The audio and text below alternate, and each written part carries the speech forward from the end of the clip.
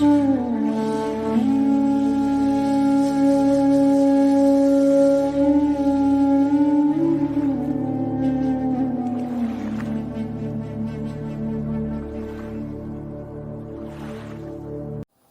à tous. Alors, je vous retrouve pour la deuxième partie sur les plantes qui traitent l'asthme. Du coup, j'ai 7 plantes à vous présenter pour celle-là. Donc, j'avais déjà fait une petite définition de l'asthme et voilà, des conséquences physiques, de tout ce qui caractérise l'asthme dans la vidéo précédente. Donc voilà, je vous invite à la regarder. Et là, du coup, je vous présente les dernières plantes. Alors, la première plante que je vais vous présenter, c'est le Grindelia, qui s'appelle en latin le Grindelia camporum. C'est une plante vivace à feuilles triangulaires qui peut atteindre à peu près 1 mètre de haut. Alors, elle est originaire du sud-est des États-Unis et du Mexique, et elle pousse principalement sur des sols secs et salins. Alors, ce sont les feuilles et les sommités fleuries qui s'utilisent et qui se cueillent à la fin de l'été lors de la floraison.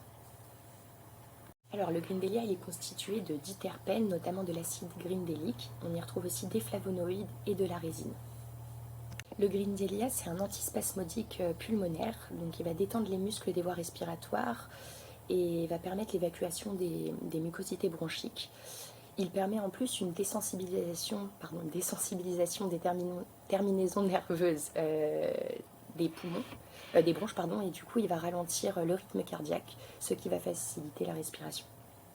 Donc vous l'aurez compris, c'est une plante très efficace contre l'asthme. Voilà, laisser infuser les parties aériennes, les sommités fleuries et les feuilles en infusion et le boire 2 fois par jour. Alors il faut faire très attention car il est toxique à forte dose, qu'il ne faut pas l'utiliser en cas de troubles cardio ou rénaux. Et voilà, je pense qu'il faut voir avec l'avis d'un spécialiste avant de l'utiliser. La deuxième plante, c'est l'impératoire, ou le béjoin français, qu'on appelle aussi comme ça, qui s'appelle en latin Imperatoria obstrutium, qui est une plante à fleurs blanches qui peut atteindre 66 cm de haut. Elle est originaire d'Europe centrale et méridionale, et on la retrouve aussi en Asie. Elle pousse volontiers à l'état sauvage.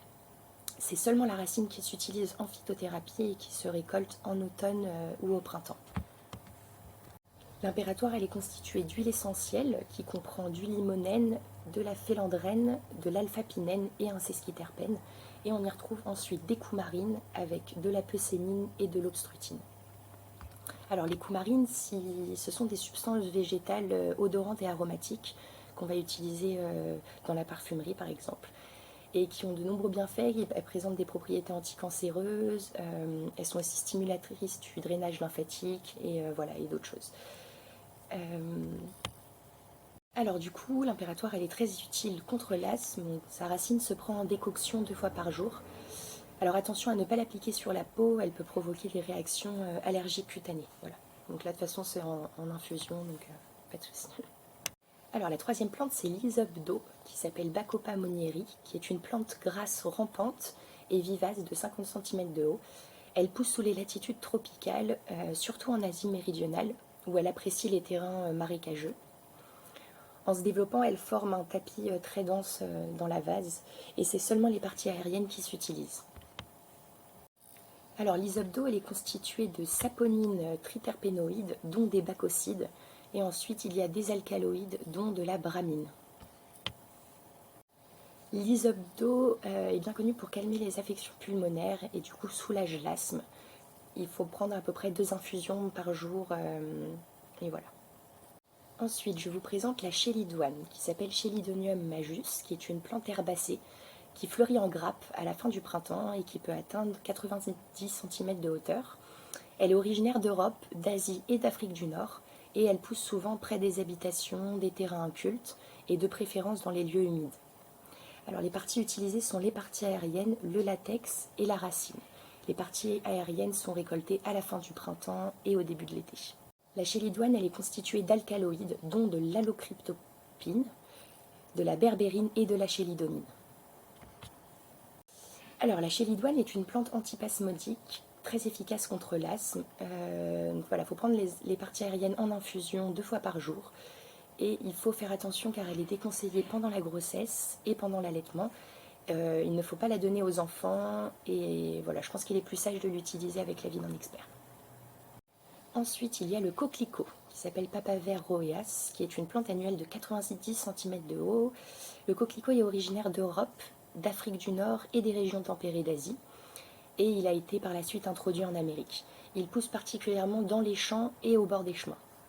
Seules les fleurs s'utilisent et se récoltent en été.